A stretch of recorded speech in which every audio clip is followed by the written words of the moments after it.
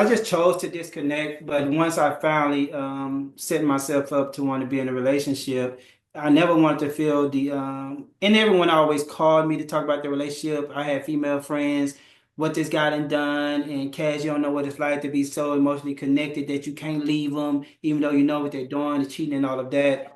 And I didn't want to talk about it most time, but as my friends, I had to tell my female friends the game, have to give my sister the game with men that was like me that didn't care. But once I got into that relationship, so late, I vowed myself to get into a relationship. And once I seen how the young girl was moving, because she was being physically abused by another guy, and she said that she didn't have a good relationship with her dad. So, like they say, hurt people.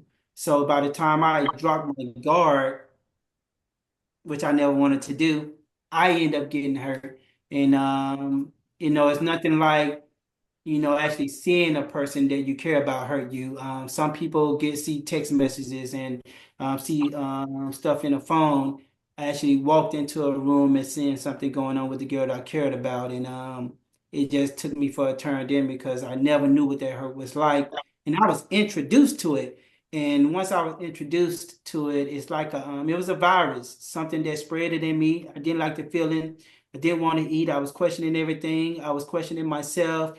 But also I had to break myself back down and say, God, I did a lot. If I don't know what hurt feel like, how can I really love someone? And I know people will say, no, you're not supposed to feel no hurt or whatever. I don't want to feel it, but I didn't know what hurt felt like. And so with my wife, because she never met that tough guy, because she's never seen me hard or deal with anybody in that manner, because I'm so gentle with her and so I'm so patient with her, it's almost like she don't understand when I tell her I was very careless at one point. I was very like, I don't argue with people. I don't do this. And it feel weird to me and to have to come around and do it again. So I have to give myself a lot of grace, but I know that God has been working with me. I know that God has prepared me for this because it's unfamiliar territory. And I must say that I'm walking in, I don't know how I'm doing it, but God has really groomed me because I was a guy that never thought that I would be in love, never thought I would have a wife and grow a family with anyone. So Godspeed, like I said again, it's just all so different, and I cannot put a label on it because it wasn't a map, and I wasn't intending on doing it. And a lot of women and guys, they have their list in their heads, and guys say, "I want my woman to be this and that." I had no list. God just make a woman that was for me. God, if she's for me, then if she's gonna be in there, I'm gonna be in there with her. But that was it. But I didn't have a certain list because the way I feel about this woman, if we can gain it all tomorrow and we can lose it all tomorrow, I'm not gonna step from by her side.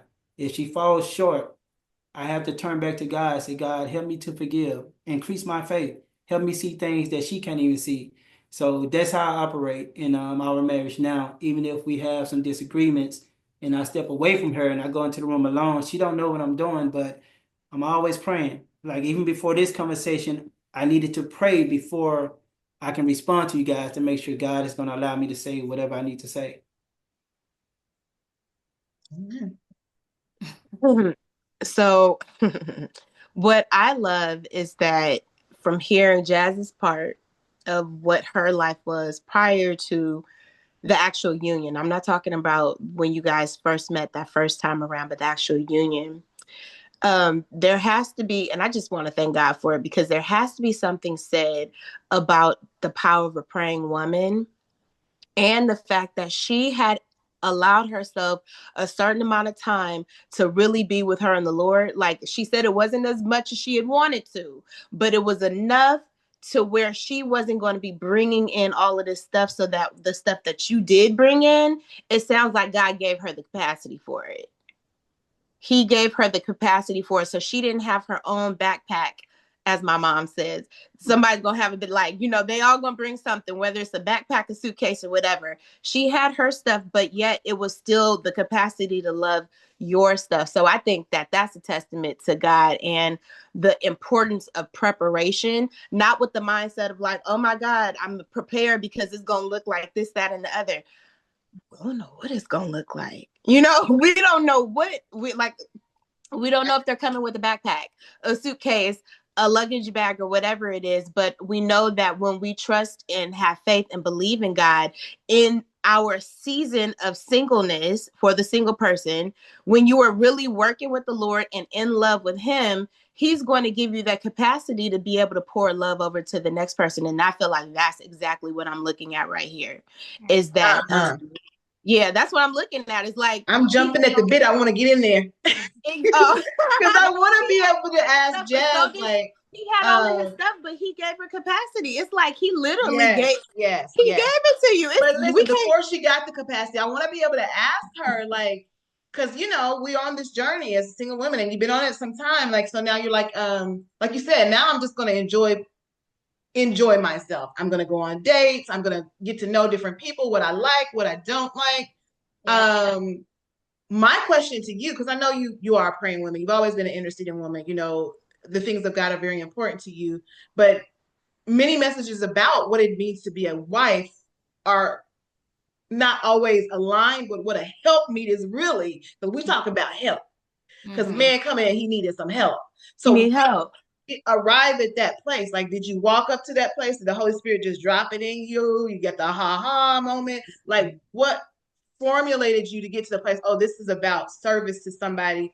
As much as he's serving you, I'm sure, you know, Yeah.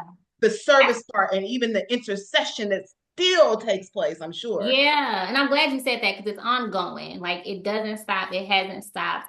But that's really important what you said because it really was a struggle, if I'm honest, because I've been single for way too long not to have a list, is how I felt. Jess, how old are you? I'm 30. How old am I? 30. I'm 38. So I've been single way too long for me to not come knowing what I want, who I want, what he needs to have. Like I had a list and I knew what I wanted. And so, but then I'm presented with this man that didn't necessarily check off the boxes, but there was something undeniable about his spirit and his character that I was like, I have to dig deeper into this because I've dated the pastors, I've dated the preachers, I've dated the ministers, and they were horrible. And that's not saying that about all of them.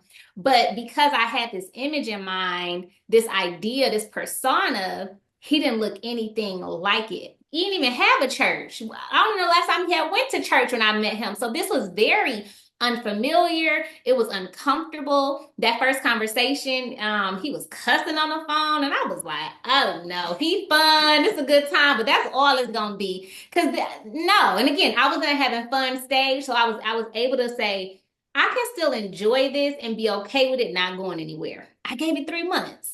If some come of it, cool. If it don't, that's cool too. I had a good time. And so, but it was interesting because he just stopped cussing for some reason. I never said anything to him. It was like by the second conversation, and I was like, that's interesting, but I'm not sure how you came to that. But because I'm very turned off by that. That's just me. Like, I Me can't do too. it. I'm not gonna lie. Like, Yeah. yeah, fix that. So, um, he Yeah. didn't pray as much. He wasn't reading his Bible, but he knew God. He loved God. He was honest, the integrity, the character, the things that cannot be taught. This man had. And so I had to unlearn and say, okay, can I do this? It doesn't look like what I thought it was going to be. And even when I tell someone, it's gonna be like, you, Jazzy, with the preacher, like I kind of knew what that was gonna look like. And even the fact that I'm celibate, Cass sowing his oats all across Atlanta. Like, how do I end up with this man? It's just not, the math isn't mathing. And again, it's how we know it's God as well. But again, it was just something undeniable about his character where it took some time and patience, and it still does now. But it's funny because I find like Cass leading us in prayers, leading us in fast, and I'm like, hold on, okay? Because when you came in here, you ain't even know God so loved the world, okay? Let's be real clear. I just see the work that God is doing in him. And had you talked to me 3 years ago, 4 years ago, I would have never said I was going to date, let alone marry someone that was not at my level spiritually. And I gotta do level in air quotes because again, this man came with a level of integrity and character that was unmatched. I think that's another sacred cow that we have to knock over. The whole, I get that unequally yoked, but we are so self-righteous level, Oh, yes. that thing. Yes, and I had to tear all that haughtiness down. I'm like, this he don't know this, he don't know that. But I'm like, but it was that draw, like that tender loving kindness have I drawn thee, like the compassion.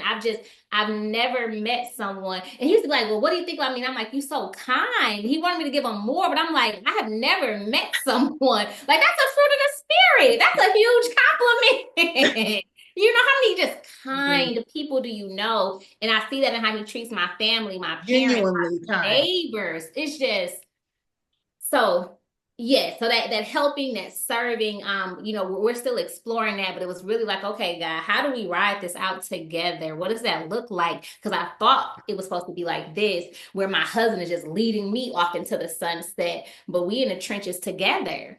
Yeah. And I'm gonna stick beside him because he's worth it.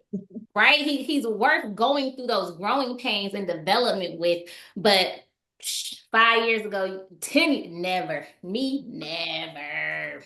And so you don't know the man that he was talking about and not being able or not choosing to express emotion and all of that. You didn't meet that. You don't know that. No. And he's like, you don't know who I used to be. And I wouldn't have knew you. You're right. I don't. And I would have never dated you. So yeah.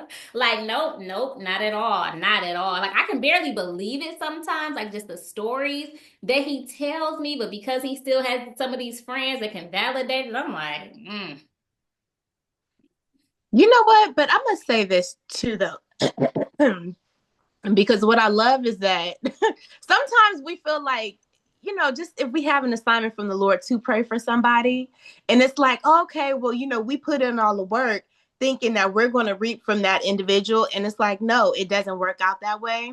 What I love is that, granted, I have no idea. We don't know his story or who prayed for him, because somebody had to have been praying for him. But you get the opportunity to still reap, even though there's work. There's always going to be work. It just is what it is, especially as a helpmeet. It's always going to be work. But you didn't have to necessarily till the soil with that, but yet you still get to reap. Yeah. So we just thank God for the intercessors out there, period. Somebody said a prayer for somebody. That's right. And we're all working in this together, because the most important thing out of it was not necessarily that Jazz would have a husband, but that Kaz's soul would be saved. Oh, yes. And that was the important part. And that's the part that God cared about. He just happened to have met somebody who came and watered it and watched it grow and got the increase. So I love that. That's so good. Because it's going like that benefits somebody else. It benefits us from even hearing the story. Amen. Oh, because we didn't even tell you, because the most thing we used to bump heads about was me not praying with her, and we're not doing devotions together. And he wanted to do it by himself. Christian Gold said we got to do devotionals together. We got to pray together. Come like go. And it had us here to the point where, hey, let me do this how I'm going to do it. Don't tell me when to pray. I'm going to talk to God how I want to talk to God. It was like, but the anger, I had to fall back off that, because the anger was, Cash, you're not getting closer to God. It's not that she's getting on to you because she's seen you talking to a girl, or she's insecure, or you going out somewhere and she don't know where you at. Yo, why we ain't prayed? Why we ain't did this? You said we was gonna fast together, and I'm like, yo, get off me. And now it's like, she can't even play while we praying. Like, hey, I need for you to focus on God. I need you to straight up. I need for you to just, hey, when you're trying to get something from God, don't be playing and shuffling it around while we praying. I can't even scratch an itch if we I need you to be like, I'm like, oh my goodness. That's really beautiful. That is, and what I love about it is in our conversation with emotional intelligence, because this is all emotional intelligence right here. Straight up, flat out, it is what it is. The fact that you guys are growing, and as you sharpening, like, you're not stressing him out about, honestly, what it is like social media memes. You know what I'm saying? How you see the couple, this is couple goes and we got our hands over the Bible with the rings right there. No, this is the work that goes on behind the scene. Yeah. Yeah, and that's why we say that we stepped away from the traditional and social media. Is like we don't let ourselves fall into those loops, because we all know that behind that post, everybody go through some real stuff. Yeah. Behind this conversation, we go through real things. Because even though it happened fast, it wasn't without work and some struggle and challenges. And that could give off a facade in a sense. Like, oh, it just, yeah, it happened quickly, but God really had to do a work and we had to surrender to that. Like my So question was, how did you die? And I know you were already in a process of dying to some things that were false expectations and fantasy and all the things that kind of like we were sold a jazz. But I hear you, right? Some things being 37, 36, 38, we had a long time to say, God, this is the way I would like it. This is yeah. beautiful. Oh, look what they doing. Oh, look. And it's like innocence, like the things that you want. So then we are met with this, and it's like, it's not that there's anything wrong, like necessarily. Like he said, he just want to do his own devotion. But that disappointment, right? Right. That's an initial disappointment. How did you maneuver that? So I really learned even more just what it's like to surrender. And if I believe God brought me this relationship, this man, then I have to believe and trust in the outcome. And I think I was just trying to control the outcome. But again, because in my mind, it was supposed to look like this. You were supposed to sit me down at the table and say, hey, we're doing devotional. Open up your Bible. You know, all the cute things that I had fantasized about and dreamt Huh. of for so long. And like you said, in and of itself, it's not wrong, but I also cannot rush the work that God is doing in him. And if I claim that I am going to be this man's wife and submit to him and serve him, then I have to let God do his work. And that is really challenging. It's really hard to sit back and say, okay, God, like legs shaking. You know, I've been there so many times, even presently, right? Not even just then, it's because there's always something that's going on, but just really just saying, okay, God, if this is what you're saying it is, I have to trust that it's going to become what you say. And I mean, I've never really taken the time to even stop and think about it, but like God really, he moving on the prayers because we're living it and we're in it. And I'm really grateful. That's good. That's so good. That's really, really beautiful. And I love the sharpening, because I can't help, like, we just see how God is sharpening. That's how iron sharpens iron. We want to talk about it all the time with people just kind of being on our level, running a late race with us. But those people don't necessarily live with you, and they're not always called to be one with you. It's a whole different ballgame when the two are becoming one. True. Like that, whether it's submission, surrender, learning Yeah. how to hold your tongue. Yeah. And what I love about you guys is that you guys are newlyweds, but you're bringing us into the very beginning stages of how a supernatural love story, because not everybody's love story initially was supernatural. Some people, God had to break it down, and there's a thing of restoration. Yeah. But it's a different angle when you're coming in together with it in the supernatural instance. So I I got two love it. questions. Twofold, they go together. So one question is, so how are you all displaying your conflict resolution, talking about emotional intelligence? How are you solving your conflicts? Your what do they call them? The heated debates or whatever they call them. And who are you accountable to in terms of your relationship? I know Mm. God, but is there anyone else? Can I go first? If you want to. Yeah, that's been a thing that I'm always on, and when we're in conflict, I tend to step away from her and go into my silent modes. I may go into my office, but she can tell you better than I that I'm always the first to give a real apology, or I can't hold something super fast, but I hold myself accountable because those are the times where the enemy begins to play in between those gaps. And if I don't say something, then my flesh is gonna say, and I'm not apologizing. I don't care how she feeling. I don't care what's going on with her right now. And I'm gonna try to have restraint over myself in the flesh not to say anything and let it play out.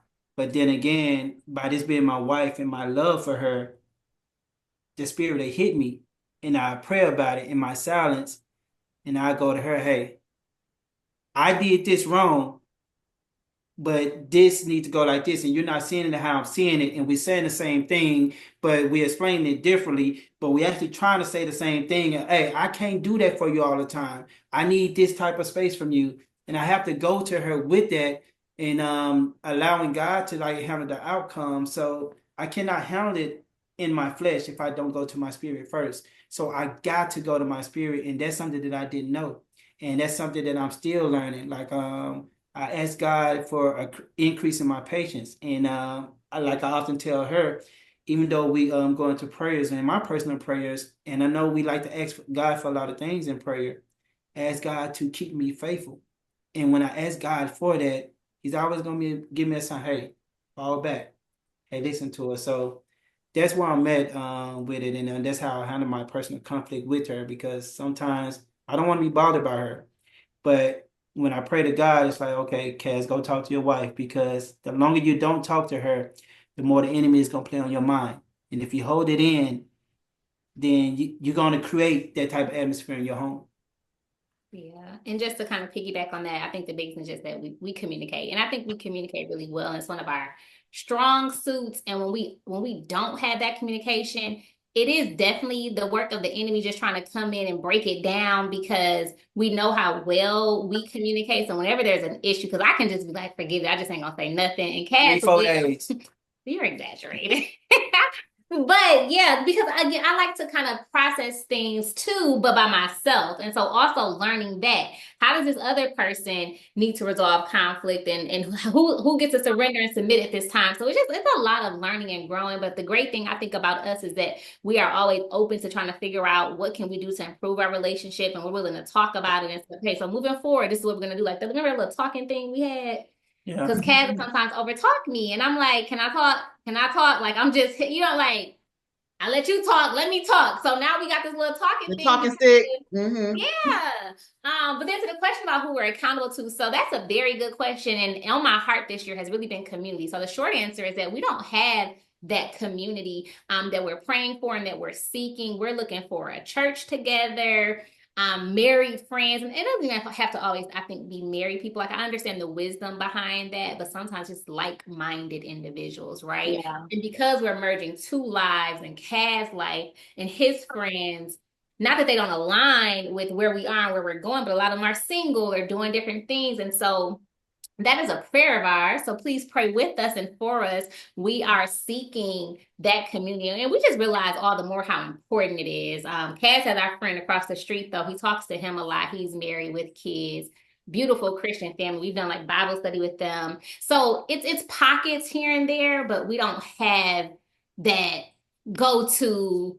We really got to give it to God and try to pray that we Yes. can work this thing out amongst ourselves as quickly as possible. Yeah, Yeah. that's what I do. And also, when she mentioned, to piggyback off that, I had a great deal of cutting her off, and because I just feel like I have to get my thought out, and I'm thinking as I speak, and I speak so fast at times, but that was Write a it down. problem.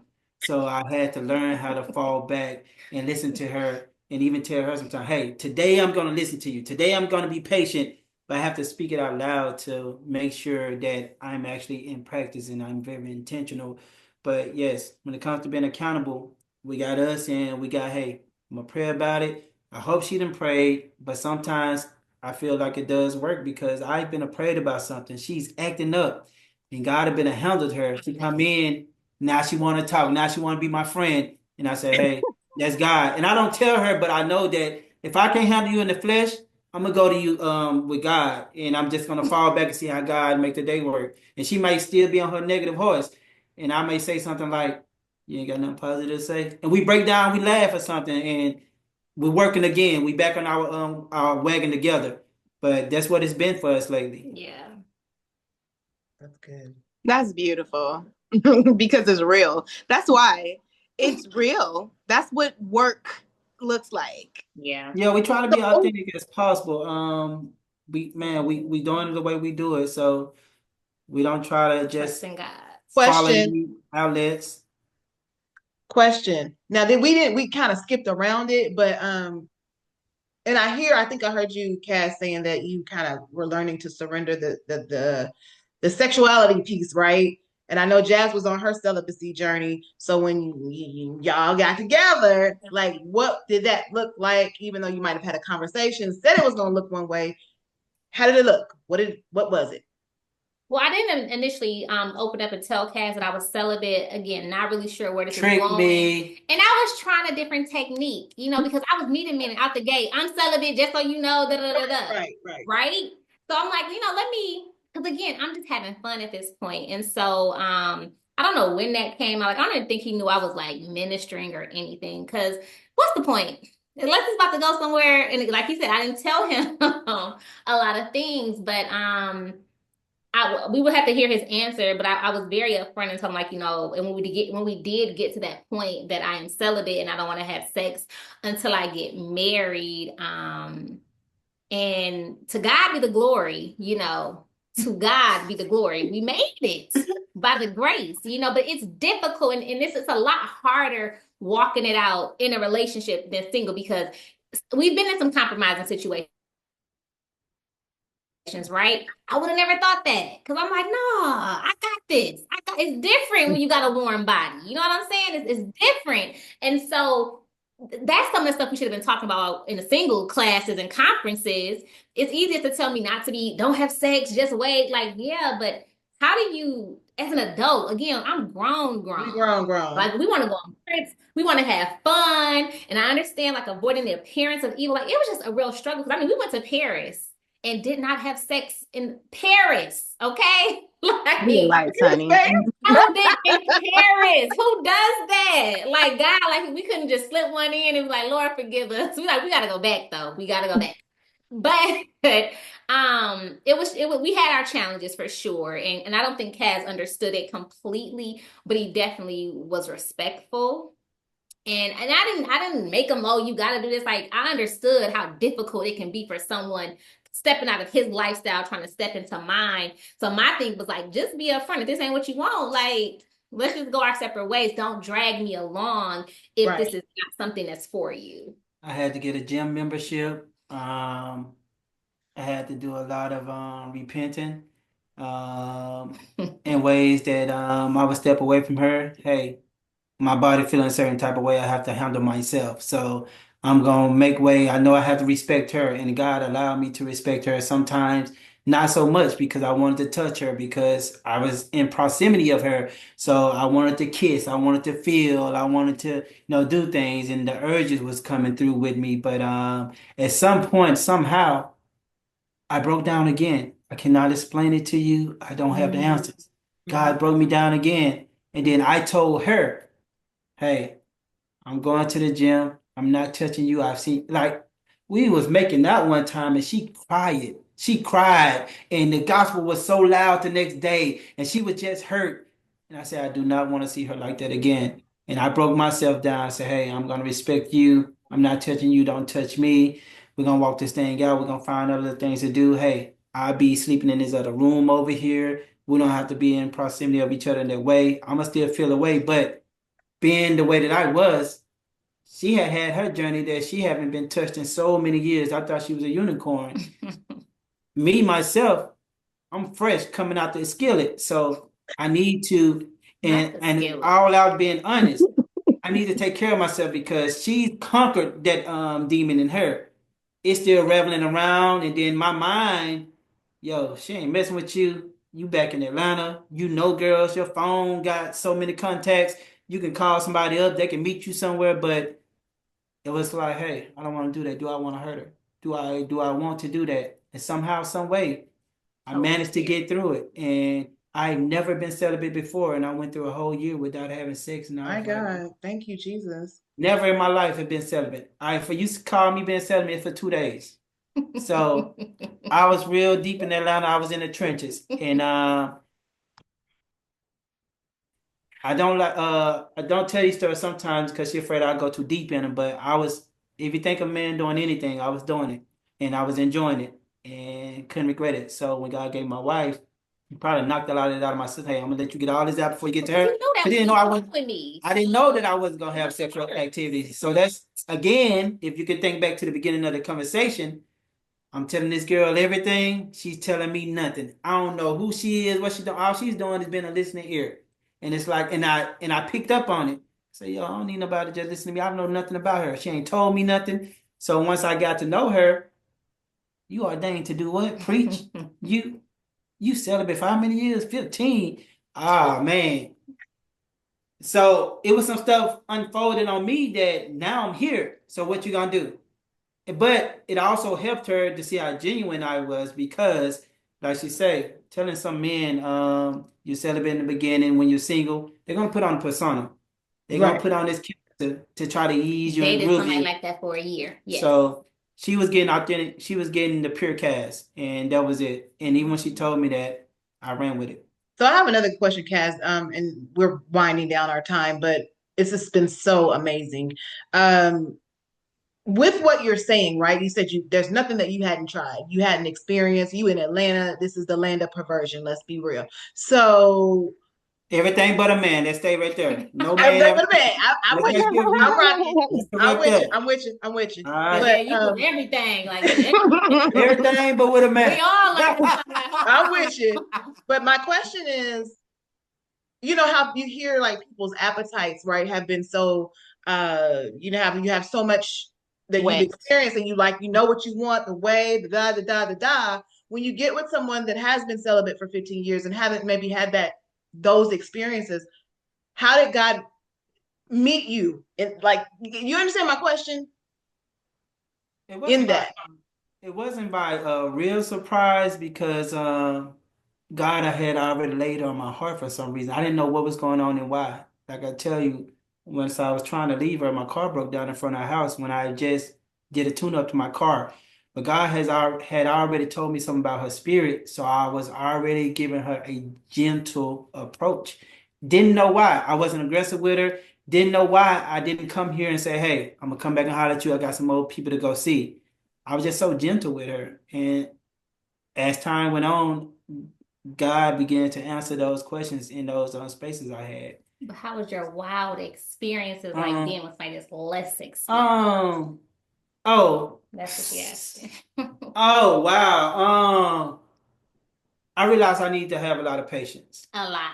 and I couldn't just jump in there and just, hey, we're gonna do this and that. And still to this day, with my wife, it's like I'm willing to take the walk with her or something. She's like, oh, I don't know how to do that. You gotta tell me what this is. Or ain't doing it. So it's like, so I just leave the gate open, but I also tell her if it's something that you want to try, because I'm so experienced, and you might go through your phase of thinking something, don't hesitate to tell me because all I can do is say, yes, we can try it, or no, we can't. But I want her to, have a feeling like, oh, babe, I want to do this and that. And she say, hey, you lead me in that direction.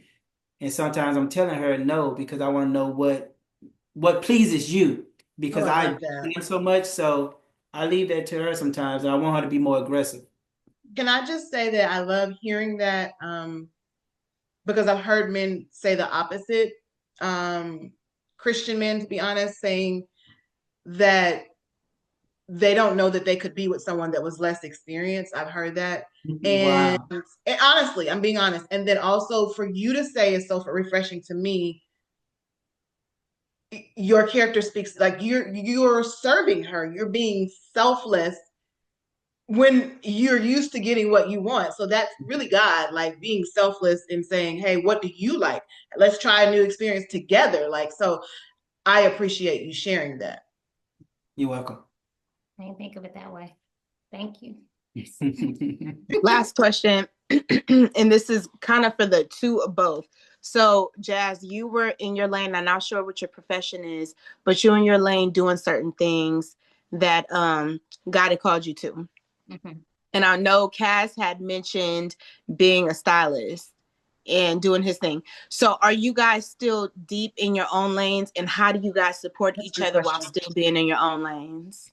So I'm in real estate. That's my profession. My background is in higher education. And prior to meeting Cass, had an entire ministry and all those things. But a part of that story and that frustration is that I kind of stepped away from it because I was a little disappointed. Like I think Nicole said, you saw the hope fall, and I'm sure that was some of mine that you saw, because I began to feel like a fraud in a sense. Like, how dare you advocate for all these things and you don't even have it in your life? And I just started feeling like I cannot keep going before these people is encouraging, and I know how I'm feeling. And so I kind of stepped away from my ministry, but I'm in a stage now of rebuilding and all of that. And Kaz is very supportive. I keep telling him he's somebody's pastor and preacher, and I didn't even want to date or marry a prophet. He got the oil. It's all up in him, you know. But he ain't ready to answer the call just yet. So he just supports me in the things that God is calling me to do and to build. And so that's really just sort of how that is how he supports me in my spiritual journey. And right now I'm in government and I completely stepped away from styling and the lifestyle. The lifestyle is what had me as a bachelor, being in the middle of the city, moving every night, different nightclubs every night. It wasn't the point that I was never chasing women because what we was doing out in the group I was with, they chased us and it was wide open to my access. So I was never the player type, but I was a whore. And I was just giving my body away. So yeah, but I'm now no longer in that lane and looking to create more and new avenues with my wife. I feel like it remained to be seen all that, like the Bible says, all that God has in store for both of you guys as your paths are merging for the kingdom. Thank you so much. Yeah. And I'm just a baby in it, just allowing God to do his work for me and to continue to speak to me and whisper in my ear. So I'm just open to whatever you want to do and reveal with me. And it's just amazing to see. Like, I just have to testify because, like, Cass be leading our family prayers. We get together with the family, like, we need to go pray. We need to do this. I'm like, okay, like, who the one? Me or you? But yeah, but he says, baby, but I'm going to say to you, man of God, is that you're a giant in the spirit. Thank you. Facts. Agreed. So, Anja, would you like to lead us out? This has been a wonderful time. Thank y'all so much. It's been a wonderful conversation. We thank you guys so much for tuning in or for coming on here. And to all of our guests, I hope you guys enjoyed that 2-part series because it's part one and part two. If you did not check out part one and you just came in on this one, make sure you go check it back. Until next time, make sure you stay in love. Thank you guys so much for having me. Thank y'all for having us. Thank you. Have a good evening. All right. See you, ladies. Bye-bye. Make sure you like, comment, and subscribe to our YouTube channel. Bye.